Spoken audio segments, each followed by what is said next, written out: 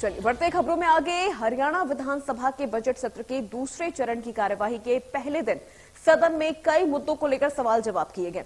Budget पर चर्चा से पहले दिन में शराब घोटाले को लेकर अभय चौटाला ने सरकार से सवाल किया, जिस पर जवाब देते हुए डिप्टी सीएम ने बताया कि मामले में जांच रिपोर्ट सरकार को प्राप्त हो गई है और 27 पुलिस वालों के खिलाफ कार्यवाही भी की गई है। इसके बाद बजट पर चर्चा के दौरान कांग्रेस विधायक बीबी बत्रा ने बजट को खोखला और आधारहीन बताया, तो वहीं बीजेपी विधायक अभय सिंह यादव ने कहा कि सरकार ने 8 साल में किसानों के लिए जितना काम किया है उतना पहले कभी नहीं हुआ। वहीं बाजरे की हैफेड खरीद को लेकर नेता प्रतिपक्ष भूपेंद्र सिंह हुड्डा के सवाल का जवाब देते हुए सीएम मनोहर लाल ने कहा कि हैफेड बाजरे से कॉमर्शियल परचेज करने का काम करती है। तो वहीं इसके बाद विधानसभा की कार्यवाही को सोमवार सुबह 11 बजे तक के लिए स्थगित कर दिया गया है। इससे पहले सरकार की ओर से सदन पटल पर कई संशोधन विधेयक भी पारित कराए गए।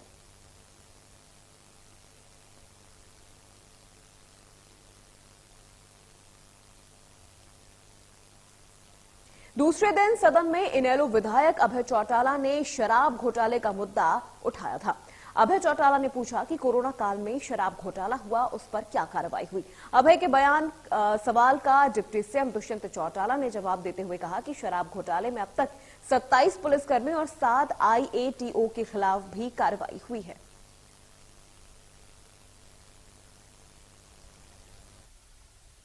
मैं इस महान सदन का ध्यान एक अति लोकहित के विषय की ओर दिलाना चाहता हूं। महोदय, कोरोना महामारी के दौरान लॉकडाउन के समय प्रदेश में बहुत बड़े स्तर पर शराब के कई घोटाले हुए थे, जिसकी जांच के लिए एसएटी भी खरखोदा के मामले में गठित की गई थी। परंतु बड़ी हैरानी की बात है कि अभी तक उस एससीटी की जांच रिपोर्ट सार्वजनिक नहीं की गई, जिससे प्रदेश की जनता को पता चल सके कि इस शराब घोटाले में जांच के दौरान कौन कौन दोषी पाए गए तथा दोषियों के विरुद्ध क्या कार्रवाई की गई। सरकार सदन को भी अवगत कराए कि शराब घोटाले की जांच के लिए अन्य जिलों में की गई जांच कमेटी की रिपोर्ट का स्टेटस क्या है। शराब घोटाले को लेकर वह जांच के तथ्य सामने न आने के कारण जनता में सरकार के प्रति गहरा रोष व्यक्त है। Sir, the government has taken the following step in this regard. One, constitution of my SCT. It was informed that White Order number 20, dated 11/5/20, government constituted a SET under the chairmanship of retired IAS, that time sitting IAS, PC Gupta, then the additional chief secretary to the government of Haryana, to inquire of the matter of theft of liquor from the recovered stocks in temporary warehouses at Kharkhoda Matendu Road, Sonipat, Haryana. On 30/7/20, the special inquiry team submitted its report to the government with the recommendation of the following appropriate actions against the individual officials and officers from the lapses mentioned in the report, and also suggested the recommended measure of systematic improvement in functioning of excise department. Based on the necessary report, necessary actions have been initiated, taken as elaborated in the following paras. Further, it has been decided by the government that whole matter be provoked by then the state vigilance and now the anti-corruption bureau. वहीं शराब घोटाले में कार्रवाई को लेकर मुख्यमंत्री ने कहा कि जांच रिपोर्ट आएगी तो उस पर कार्रवाई करेंगे। अभी जांच रिपोर्ट सरकार के पास नहीं आई है। वहीं अभय चौटाला ने सदन में कहा कि पिछले सत्र के दौरान गृह मंत्री ने कहा था कि जांच रिपोर्ट आ गई है, जल्द ही सार्वजनिक होगी। हाउस में कहा था कि इसकी इन्वेस्टिगेशन हम कराएंगे। अब इन्वेस्टिगेशन करने वाले को अपना टाइम लेना होता है।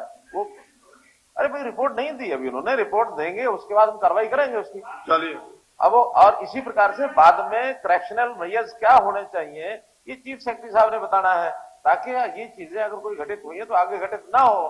चीफ सेक्रेटरी साहब अपनी रिपोर्ट देंगे, उसको डिपार्टमेंट लागू कराएगा। पिछले सेशन के दौरान स्पीकर सर, जब इस इश्यू पे चर्चा हो रही थी तो उस वक्त होम मिनिस्टर ने खुद ने ये बात स्वीकार करी थी कि मेरे पास रिपोर्ट आ गई थी, मैंने रिपोर्ट आगे चीफ मिनिस्टर को दे दी और मैं बहुत जल्द उस रिपोर्ट को शाया करने का काम करूंगा। आप ये कैसे कहते हो मुख्यमंत्री जी रिपोर्ट आई नहीं? चलिए, जब आप ही का मिनिस्टर यहां बोल करके गया ये बात है, तो कम से कम आपने ये तो ना कहो, गलत बात तो ना करो उसमें। चलिए बढ़ते खबरों में आगे। सदन में अभय चौटाला के सस्पेंशन को लेकर संसदीय कार्य मंत्री कंवर गुर्जर ने सदन में प्रस्ताव पेश किया, जिस पर विधानसभा अध्यक्ष ने कहा कि विधानसभा के खिलाफ नोटिस स्वीकार नहीं है।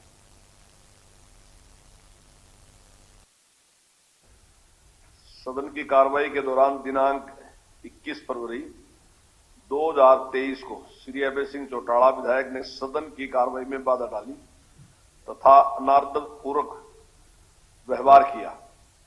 सदन की गरिमा तथा अध्यक्ष पीठ के अधिकार की उपेक्षा की, जो कि सभा के नियमों का उल्लंघन है। उनके इस व्यवहार एवं नियमों के उल्लंघन के लिए उन्हें सदन से 2 दिन के लिए नेम किया गया था।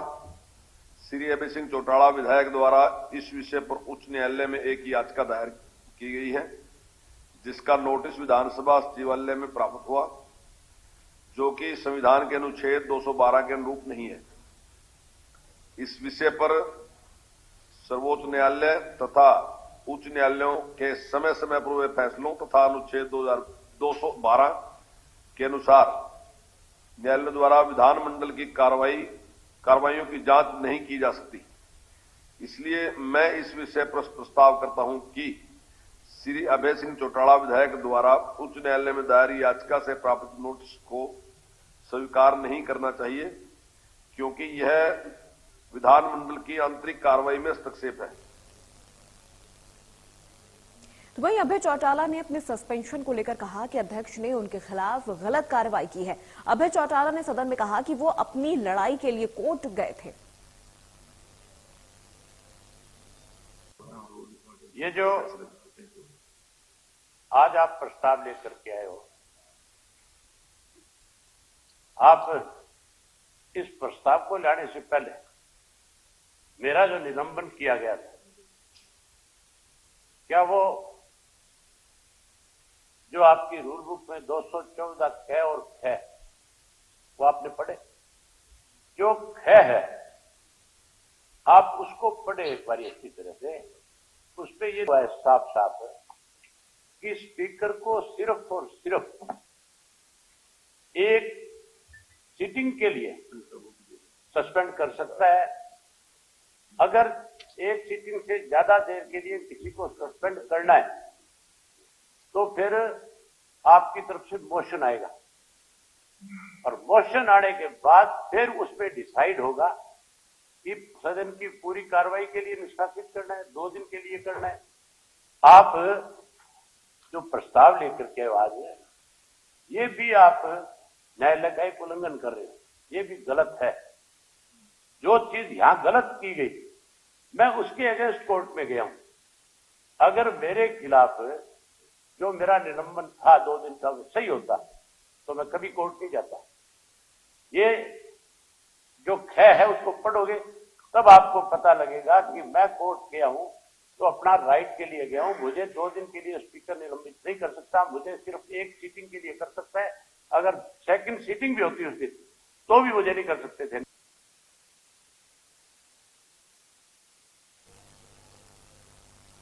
तो वहीं सदन में कांग्रेस विधायक मेवा सिंह ने सरस्वती नदी पर बने पुल का मुद्दा उठाया। साथ ही उन्होंने अवैध कॉलोनियों को लेकर भी सवाल किया, जिस पर सीएम मनोहर लाल ने जवाब देते हुए कहा कि गांव वालों की डिमांड पर पुल बने हैं, लेकिन अगर पानी के फ्लो में कहीं दिक्कत है तो उसकी जांच करवाई जाएगी।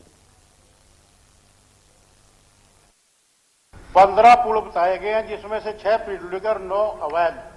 ये पुल लगाए किसने? ये पुल नहीं, छोटी छोटी पुलियां प्रॉपर्टी डीलरों ने अवैध कॉलोनियां काटकर सरस्वती के ऊपर लगाए हैं। और पानी वहां पर पानी बराड़ा, बबैन, लाडवे तक का पानी ज्यादा बरसात में इकट्ठा होकर जी रोड पे इकट्ठा होता है। सदस्य साहबान जो कह रहे हैं, क्योंकि आखिर सदस्यों की बात में भी कोई दम हो सकता है और गांव के लोगों ने जो प्रस्ताव किया उनकी अपनी आवश्यकता हो सकती है, लेकिन पानी का जो रुकना अगर कहीं सिद्ध होता है उस पर जरूर विचार करेंगे कि पानी फ्लो जो है नहीं रुकना चाहिए। उसकी एक बार जांच करा लेंगे कि पानी स्मूथ चलता रहे, और डिमांड गांव वालों की भी हमको माननी होगी। और पुल जो है ये बात ठीक है कि डिमांड के ऊपर बनाए गए हैं, आज नहीं बने, ये बहुत पुराने बने हुए हैं। कम से कम 9 पुल में से 8 पुल तो जैसा बताया 2010 के आसपास बने। केवल एक पुल, वो भी 2014-15 में डिमांड आई थी तब बना। लेकिन हमारा कहना है कि फिर भी कोई भी पुल हो, पानी का स्मूथ फ्लो ये हमारे लिए प्राथमिकता है। अभय चौटाला ने सदन में किसानों के कृषि ऋण का मुद्दा उठाया, जिस सहकारिता मंत्री बनवारी लाल ने बताया कि 3,612 किसानों का 2,932 करोड़ बकाया है, लेकिन कैबिनेट मंत्री के जवाब से अभय चौटाला संतुष्ट नजर नहीं आए। अगर कोई ऋण बैंक से लिया है, बैंकों से संबंधित कोई बात है, किसान से जुड़ा हुआ मामला है, अहम क्वेश्चन है, उसका तो डिटेल कम से कम आपको पूरी देनी चाहिए कि नहीं देनी चाहिए। आपने किसान की संख्या भी बहुत थोड़ी सी बता दी। एक रिपोर्ट के अनुसार प्रदेश में 19 लाख के लगभग किसान परिवार है और उसमें से वर्ष 2014 से जो राशि कर्ज के रूप में एक आदमी पे आती है वो आती है 99,212 रुपए। 1 मिनट के बता रहे हैं। दूसरा जो है 2019 तक 5 वर्ष में यही राशि बढ़ करके 1,82,922 रुपया होगी, मतलब डबल होगी कर्जा जो है। अब रही बात आपको कितना कर्जा है किसान पे, आपने तो नहीं बताई, लेकिन मेरे पास है, आप जरूर इसको पता करना। हरियाणा राज्य सहकारी एपेक्स बैंक व हरियाणा राज्य सहकारी कृषि एवं ग्रामीण विकास बैंक के अंतर्गत किसानों पर अतिदेय कृषि ऋण राशि 31/3/2022 के अनुसार जिलावार विवरण निम्न प्रकार से है। हाँ, तो मैंने कहा कि ठीक है, तो अब टोटल जो किसान है इससे हरियाणा राज्य सहकारी एपेक्स बैंक के ये है 3,06,127 और जो राशि है इनके जो देय है वो है 29,32 करोड़ 2932 करोड़ रुपए के करीब ये राशि इनके बकाया। इसी तरह आपके राज्य सहकारी कृषि एवं ग्रामीण बैंक के खिलाफ 59,354 जो किसान है और उनके खिलाफ जो राशि है वो है 69 करोड़ 698 करोड़ लगभग, इतनी राशि इनकी बकाया है।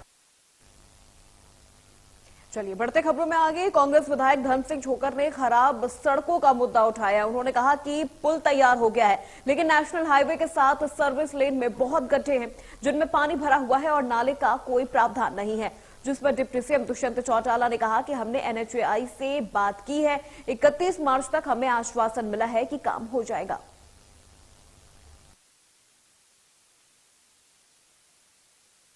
माध्यम से उप मुख्यमंत्री जी को कहना चाहूंगा, जो हमारा समाल का नेशनल हाईवे पर एक पुल बना है उसके साथ साथ सर्विस रोड पे इतना बुरा हाल है। नेशनल हाईवे है, पूरा पंजाब, हिमाचल, चंडीगढ़ के सभी यात्री वहां से निकलते हैं और बड़ी चिंता है, अभी से एक्सीडेंट होते हैं, खड़े खुदे पड़े हैं। पुल तो बन के तैयार हो गया, लेकिन जो सर्विस रोड पे जो खड़े खुदे पड़े हैं, पानी भरा पड़ा है। नेशनल हाईवे पे पूरा हिंदुस्तान का आदमी वहां से गुजरता है। तो मेरी आपके माध्यम से उप मुख्यमंत्री जी को विनती है, उसको पूरा शहर दोनों तरफ बसा हुआ है, इधर से जाने में उधर से जाने में बड़ी दिक्कत सामना करना पड़ता है।